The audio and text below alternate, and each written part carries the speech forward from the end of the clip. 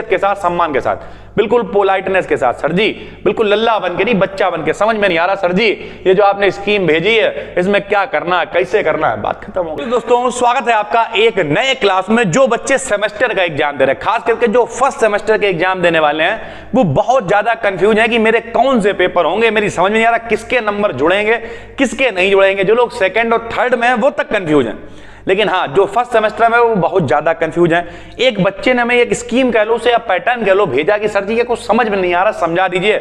20 तारीख को मेरा पेपर, हालांकि ये वीडियो हम 19 को पब्लिक कर रहे हैं, लेकिन अभी 18 तारीख को ही ये पब्लिक हो जाती। लेकिन मेरे भाई कल बिल्कुल भी यहाँ लाइट नहीं आई, कुछ स्ट्राइक वगैरह थी, तो आज हम आपको इसे पूरा डिटेल में समझाने वाले हैं। और प्लस उसके अलावा जो लोग आने वाले टाइम में बच्चे होंगे वो भी देख के समझ जाएंगे। तो यहाँ लिखा हुआ है, जिसका भी है बहुत बहुत थैंक यू, अपना नाम नीचे कॉमेंट कर दीजिएगा।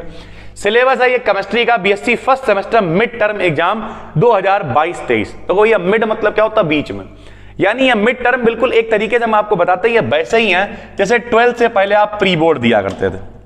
12th से पहले आप क्या देते थे सर, प्री बोर्ड दिया करते थे। अब सर जी जरा आराम से बताइए, क्या मिड टर्म के नंबर से कोई मतलब है?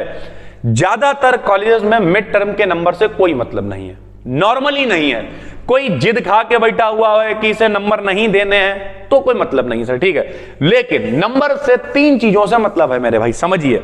सबसे पहले जो आपके मेन एग्जाम होंगे वो, सबसे पहले जो आपके मेन एग्जाम होंगे वो, प्लस जो आपका प्रैक्टिकल होगा वो, और नंबर 3 जो आपके असाइनमेंट आपको जमा करने हैं वो। इन 3 चीजों को आप नहीं छोड़ सकते हो।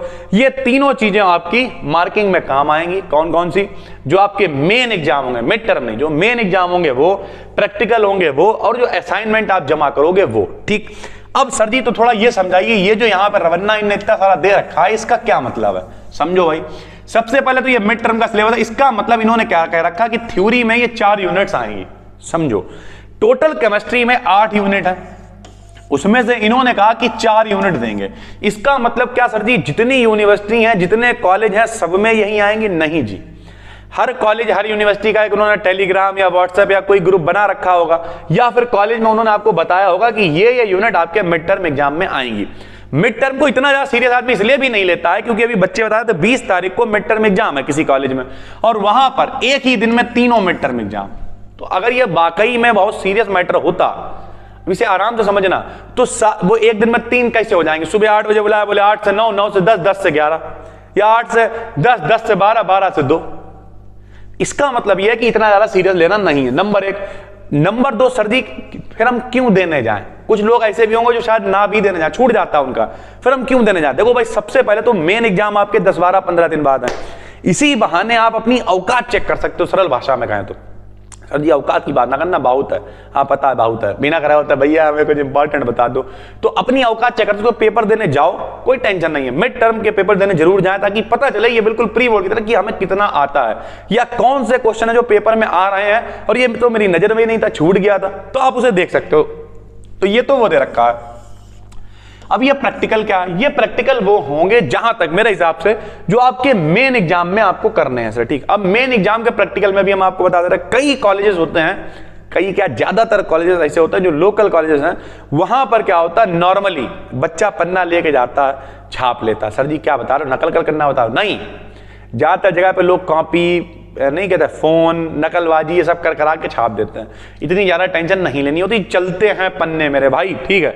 ज्यादातर जगह चलते हैं, लेकिन फिर भी आपके पास एक बेसिक तरीका ये होता है। कितने प्रैक्टिकल है मेरे भाई? 1, 2, 3, 4, 5 प्रैक्टिकल है। आपको जो सब्जेक्ट है वो दिया ही होता, क्या कर रहा हो, एस्टिमेशन कर रहा हो, hardness of water by EDTA, ठीक। थोड़ी बहुत उसके बारे में बेसिक जानकारी निकाल ली, जैसे EDTA क्या होता है, तो एथिलीन डाइअमीन टेट्रा एसिटिक अम्ल होता है, तो ताकि अगर कोई पूछने आ जाए तो पता हो।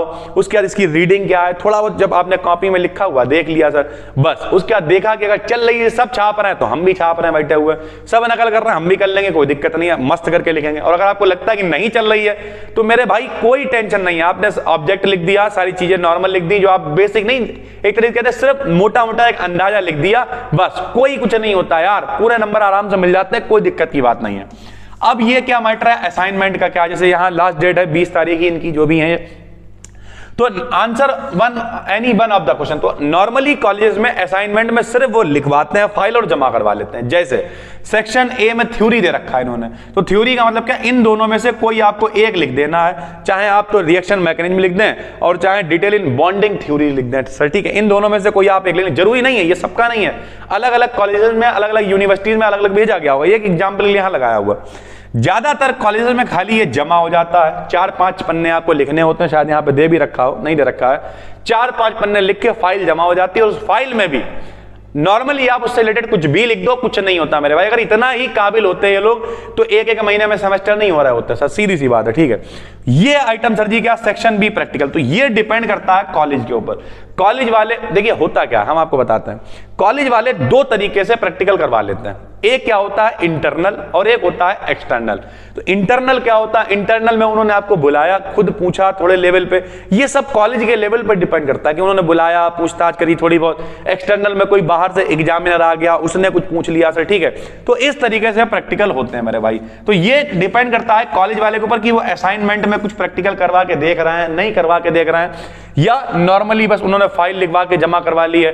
कुछ कॉलेज वाले कहते हैं फाइल आल भी रहने, चलो ठीक है नंबर चढ़ा देंगे। जैसे हम लोग 12th में थे तो मतलब जो सरकारी कॉलेज वाले होंगे वो रिलेट कर पाएंगे, उन्होंने क्या किया था, टेस्ट होते ही नहीं थे, वैसे ही लिख देते थे टेस्ट के नंबर 11वें में 9वें में इन सब जगह पे या 12th में। तो ओवरऑल बात यह है कि डिपेंड करता है कॉलेज के ऊपर। मोटा मोटा अंदाजा देते हैं तो जो आपके मेन एग्जाम है प्लस प्रैक्टिकल जो आपका जो प्रैक्टिकल होगा वो, और उसके बाद जो आपका असाइनमेंट है, इन 3 के नंबर आपके जुड़ेंगे। मिड टर्म से कोई मतलब नहीं होता, ये बिल्कुल वैसे ही है जैसे आदमी प्रैक्टिस कर रहा होता। लेकिन अब एक डिस्क्लेमर सुनो, आपको करना सर जी क्या छोड़ दें, नहीं बिल्कुल भी छोड़ना नहीं है। उसके अलावा जब भी कोई ऐसी समस्या लगा करे तो स्कूल वाले जो कॉलेज वाले आपके टीचर्स हैं उनका थोड़ा दिमाग खराब करो मेरे भाई। नॉर्मली ऐसा नहीं होता है, ठीक है। बच्चा डरता किस बात का डर है भाई, उनका दिमाग खराब करो। तो जब कॉलेज चले जाओ 1-2 बार, मान लिया केमिस्ट्री डिपार्टमेंट में चले गए, सर जी वो धो देंगे, कोई बात नहीं। जब बच्चा बड़ा हो जाता तो मास्टर हाथ नहीं चलाता, उसे मालूम है।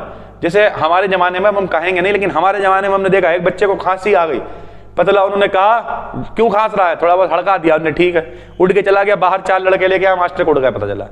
रियलिटी होती है, कहीं मास्टर को उड़ जाता है, नाम थोड़ी ले सकते हो, कई बार मास्टर छोड़ के भाग रहे होते हैं। हालांकि ये कोई बहुत मजाक वाली बात नहीं है, ये बहुत ही गंभीर मैटर है, लेकिन रियलिटी है मेरे भाई। तो मास्टर को भी पता अगर हम फालतू में मारेंगे तो हमारे साथ में क्या हो सकता है। तो आराम से, इज्जत के साथ, सम्मान के साथ, बिल्कुल पोलाइटनेस के साथ, सर जी बिल्कुल लल्ला बन के नहीं, बच्चा बन के, समझ में नहीं आ रहा सर जी ये जो आपने स्कीम भेजी है इसमें क्या करना है, कैसे करना है, बात खत्म हो गई। और बाकी जो लोग फर्स्ट सेमेस्टर केमिस्ट्री के एग्जाम देने जा रहे हैं वो लोग ये देखिए, मॉलिक्यूलर पोलैरिटी, इंट्रैक्शन, ये सब हमने बहुत डिटेल में कराया हुआ है, डिस्क्रिप्शन में इसकी प्लेलिस्ट दे देंगे। और अगर कुछ भी नहीं पढ़ा है मेरे भाई तो सिर्फ एक काम करना है, जो उसमें 7 महा क्लास है उनके नीचे के 2-4 वीडियोस हमने देख लेना है, टेलीग्राम पे जाके BD Academy BSc ज्वाइन कर लेना है, सारी डिटेल सारी इंफॉर्मेशन हम वहां पे भेजते रहते हैं। बस दोस्तों फिर मिलेंगे, तब तक के लिए धन्यवाद। कोई भी दिक्कत है नीचे कमेंट कीजिए।